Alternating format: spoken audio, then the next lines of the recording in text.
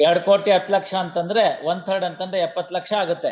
ಅದನ್ನ ತೀರ್ಮಾನ ಮಾಡಕ್ 20 ವರ್ಷ ಬೇಕಾ ಅಥವಾ ಅವ್ರ ಸೇರಿ ಕೊಂಡ್ಕೋತೀರಾ? ಅದೇನಿದೆ ಪ್ರಾಪರ್ಟಿ ರೇಟ್ರಿ ಸ್ವಲ್ಪ ಹೆಚ್ಚು ಕಡಿಮೆ ಕೂತ್ಕೊಂಡು ಮಾತಾಡೋದು. ಅವ್ರದ್ದು ಪ್ಲೇಂಟ್ ರಿಜೆಕ್ಟ್ ಆಗಿದೆ, ಒಂದಷ್ಟು ಬರ್ಲಿ ಬಂಡಳಿ ಸುಂಕ ಅಂತಾರೆ, ಕಣ್ಗೊತ್ತಿಟ್ಕೊಂಡು ಕಳಿಸ್ತಾರೆ. ಸ್ವಾಮಿ ಅದೆಲ್ಲ ಕತೆ ಬೇಡ. 1/3 ಶೇರ್ ಪರ್ಚೇಸ್ ಮಾಡ್ತೀರಾ ಇಲ್ಲ ಅಡ್ಮಿಟ್ ಮಾಡ್ಲಾ? Take instructions. No, admittedly you are only owner of 2/3. When you are owner of 2/3, how can you file a suit for eviction? You have to file a suit for partition. Then demark your 2/3 share. ಅಂತ ಎಲ್ಲರೂ ಹೇಳೋದು ಹಂಗೆ ಕೊಂಡ್ಕೊಂಡ್ಮೇಲೆ. Anyway, you have got indemnity clause in your sale deed. You go against the R2, LRs of R2. R2 ಸತ್ತೋದ್ರು, ಅವ್ರ ಕೈಲಿ digest ಮಾಡ್ಕೊಳಕ್ಕಾಗಲಿಲ್ಲ ಅಂತ ನಿಮಗ್ ಮಾರಿದ್ರು.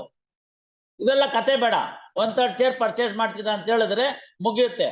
ಅದೇನಿದೆ property ರೇಟ್ರಿ ಸ್ವಲ್ಪ ಹೆಚ್ಚು ಕಡಿಮೆ ಕೂತ್ಕೊಂಡು ಮಾತಾಡೋದು. ಅವ್ರದ್ದು ಪ್ಲೇಂಟ್ ರಿಜೆಕ್ಟ್ ಆಗಿದೆ, ಒಂದಷ್ಟು ಬರ್ಲಿ ಬಂಡಳಿ ಸುಂಕ ಅಂತಾರೆ, ಕಣ್ಗೊತ್ತಿಟ್ಕೊಂಡು ಕಳಿಸ್ತಾರೆ. ಬ್ರಾಟ್ ಆನ್ ರೆಕಾರ್ಡ್ ಆಮೇಲೆ ಮಾಡ್ತೀನಿ ಅಂದ್ರೆ, ಇಲ್ದೇ ಇದ್ರೆ ಆಮೇಲೆ ನೋಡೋಣ ಅಷ್ಟೇನೆ. ಸೆಟಲ್ ಮಾಡ್ತೀನಿ ಅಂದ್ರೆ ಬ್ರಾಟ್ ಆನ್ ರೆಕಾರ್ಡ್, ಎಲ್ಲ ಕಾಂಪ್ರಮೈಸ್, ಎಲ್ಲ ಅಲೋಡು ಸೇಮ್ ಡೇ. ಮಧ್ಯಾಹ್ನ ಏಕೆ?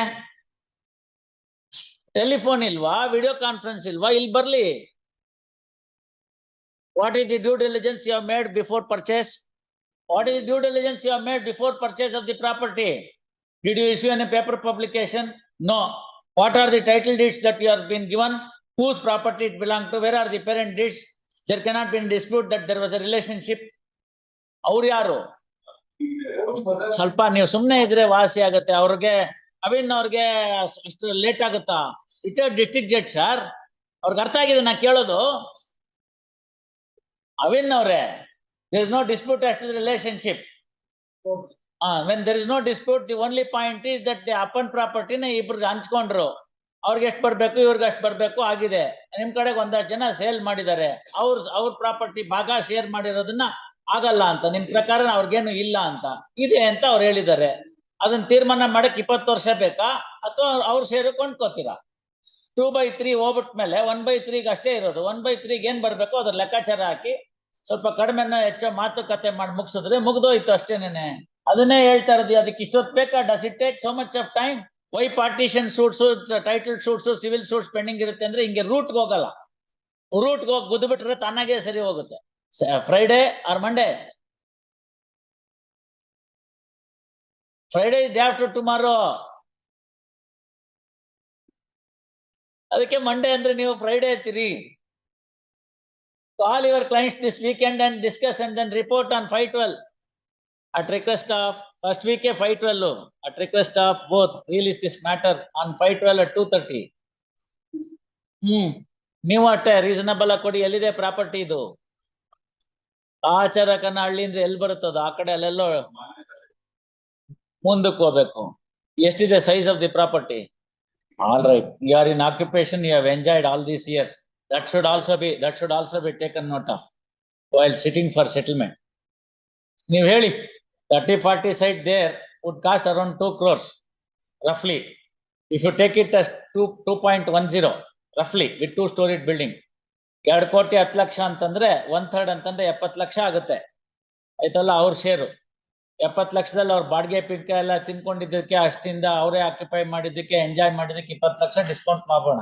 50 ಲಕ್ಷ ಕೊಡ್ತೀನಿ ಅಂತಂದ್ರೆ compromise close. You are the absolute owner of the property, pay him 50 lakhs. Subject to this way, that way another 5-10 lakhs. Matter can be closed. Come with the DD, no discussion. Come with the DD. 40, 45, 50, 40ಕ್ಕಿಂತ ಕೆಳಗಿಳಿಸ್ಬೇಡಿ ಅಷ್ಟೇ. Matter ಮುಗ್ದೋಗುತ್ತೆ. Compromise. You become the owner of the property, no more hassles.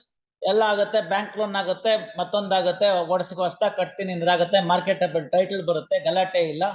ಹೊರಗಡೆ ಮಾರಾಟಕ್ಕೆ ಇಡ್ತು ಅಂತಂದ್ರೆ first class ಆಗಿದೆ. 3 ಕೋಟಿ 4 ಕೋಟಿಗೆ ಮುಂದಕ್ಕೆ ಬಾಳುತ್ತದೆ. Investing 40-50 lakhs today will give you the fullest title and you can buy peace. That's all. Right.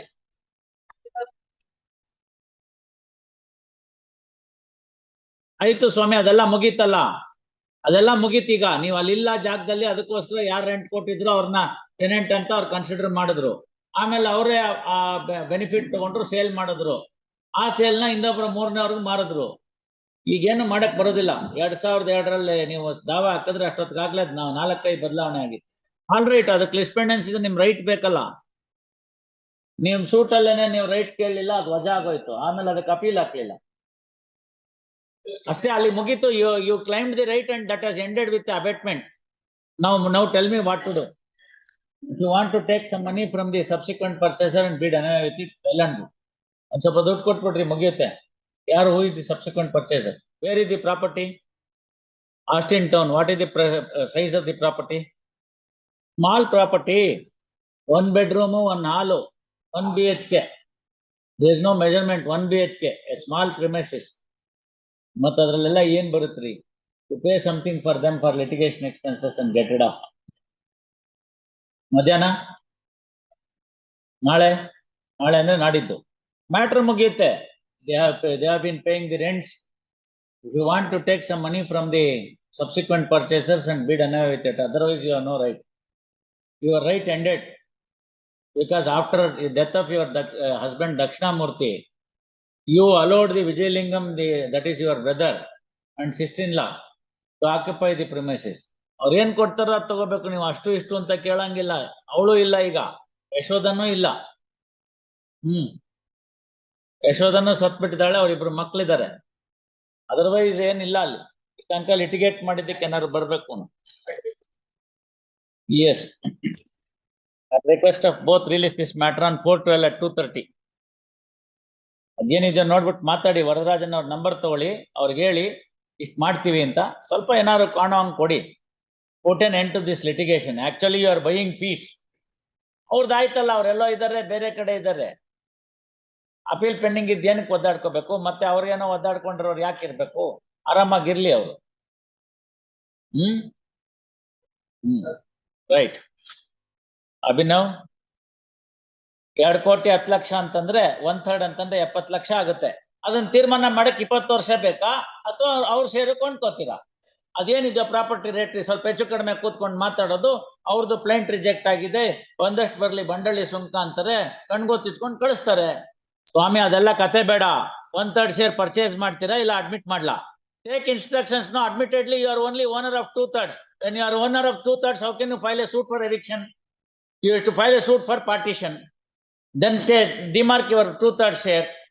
ಅಂತ ಎಲ್ಲರೂ ಹೇಳೋದೆ ಹಂಗೆ ಕೊಂಡ್ಕೊಂಡ್ಮೇಲೆ. Anyway you have got indemnity clause in your sale deed. You go against the R2, LRs of R2 ಸತ್ತೋದ್ರು. ಅವ್ರ ಕೈಲಿ digest ಮಾಡ್ಕೊಳಕ್ಕಾಗಲಿಲ್ಲ ಅಂತ ನಿಮಗ್ ಮಾರಿದ್ರು. ಇವೆಲ್ಲ ಕತೆ ಬೇಡ. 1/3 ಶೇರ್ ಪರ್ಚೇಸ್ ಮಾಡ್ತೀರಾ ಅಂತ ಹೇಳಿದ್ರೆ ಮುಗಿಯುತ್ತೆ. ಅದೇನಿದೆ ಪ್ರಾಪರ್ಟಿ ರೇಟ್ರಿ ಸ್ವಲ್ಪ ಹೆಚ್ಚು ಕಡಿಮೆ ಕೂತ್ಕೊಂಡು ಮಾತಾಡೋದು. ಅವ್ರದ್ದು ಪ್ಲೇಂಟ್ ರಿಜೆಕ್ಟ್ ಆಗಿದೆ, ಒಂದಷ್ಟು ಬರ್ಲಿ ಬಂಡಳಿ ಸುಂಕ ಅಂತಾರೆ, ಕಣ್ಗೊತ್ತಿಟ್ಕೊಂಡು ಕಳಿಸ್ತಾರೆ.